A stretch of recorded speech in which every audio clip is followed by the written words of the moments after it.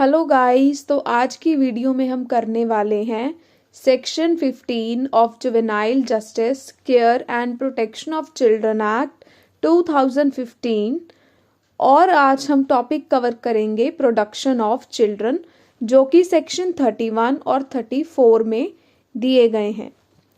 So let's start with preliminary assessment. सबसे पहले आती है एप्लीकेबिलिटी कि ये सेक्शन किन पे एप्लीकेबल होगा।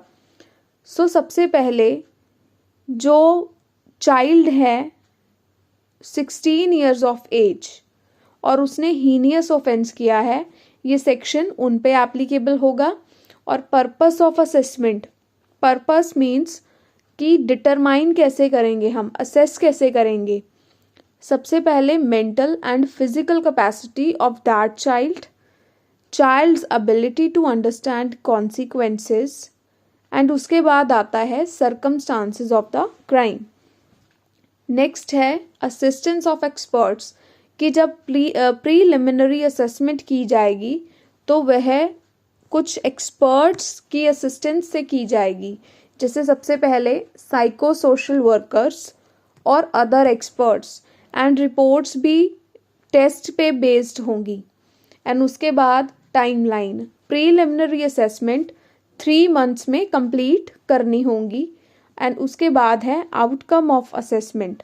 आउटकम क्या निकलेगी असेसमेंट की कि या तो जो चाइल्ड है वो उसका ट्रायल एज अ जुवेनाइल चलेगा, या तो अगर उसने हीनियस ऑफेंस किया है एंड ये सब प्रूव हो रही हैं कि जैसे मेंटल एंड फिजिकल कैपेसिटी उसकी थी एंड वो समझ पा रहा था consequences of that offence and circumstances उसे पता थे, तो उस चाइल्ड का जो ट्रायल है वो एज एन अडल्ट चलेगा। सबसे पहले आता है production before committee. Committee here means welfare, child welfare committee. So production before committee जो सेक्शन 31 में दिया गया है। सबसे पहले हु कैन प्रोड्यूस कि चाइल्ड को कौन लेकर जाएगा कमेटी के सामने।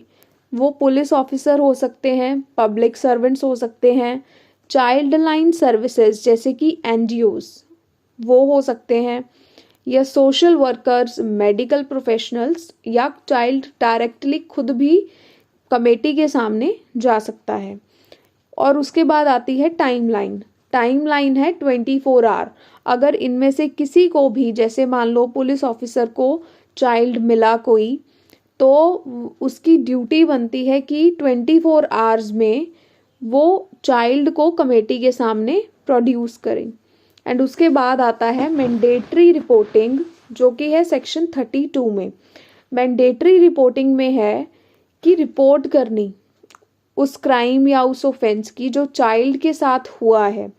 सो ये जो लीगल ऑब्लिगेशन है ये हर एक सिटीजन और हर एक इंस्टीट्यूशन पे है कि जब भी उसको कोई चिल्ड्रन ऐसा मिले जिसके साथ कोई क्राइम हुआ है तो वह उसकी रिपोर्ट खुद जाके करे, या फिर ऐसा चाइल्ड जो अपने गार्डियन से सेपरेट रहता है। सो ये रिक्वायरमेंट है कि या तो वो चाइल्ड लाइन जो दी गई है 1098 उस पर कॉल करके रिपोर्ट करे, या पुलिस स्टेशन में जाकर रिपोर्ट करे, या फिर चाइल्ड वेलफेयर कमेटी के सामने चाइल्ड को 24 आवर्स में प्रोड्यूस करे। देन उसके बाद है offence and penalty for non reporting. अब इसमें जो ऑफेंस है वो सेक्शन 33 बताता है, और उसके बाद पेनल्टी है फॉर नॉन रिपोर्टिंग, वो सेक्शन 34 में बताया गया है। तो ऑफेंस अब किसे माना जाएगा? अब जैसे मैंडेटरी रिपोर्टिंग में जिन भी सिटीजन्स या पुलिस ऑफिसर या अदर ऑफिसर्स जिनकी भी मैंडेटरी जो ऑब्लिगेशन है वो लगाई गई है, अगर वह रिपोर्ट नहीं करते, रिपोर्ट करने में फेल हो जाते हैं, तो वह एक ऑफेंस की तरह ट्रीट किया जाएगा अंडर सेक्शन 33। एंड उसके बाद जो पेनाल्टी है वो सेक्शन 34 में दी गई है कि उन्हें 6 मंथ्स की इम्प्रिजनमेंट होगी और फाइन लगाया जाएगा 10,000। उसके बाद आता है section 36 which is procedure on production, कि जैसे चाइल्ड कोई मिल भी गया, जैसे सोशल वर्कर है, अगर उन्हें कोई चाइल्ड मिला है ऐसी अवस्था में, या पुलिस ऑफिसर को मिला है, तो प्रोसीजर क्या है कमेटी के सामने प्रोड्यूस करने का उसे।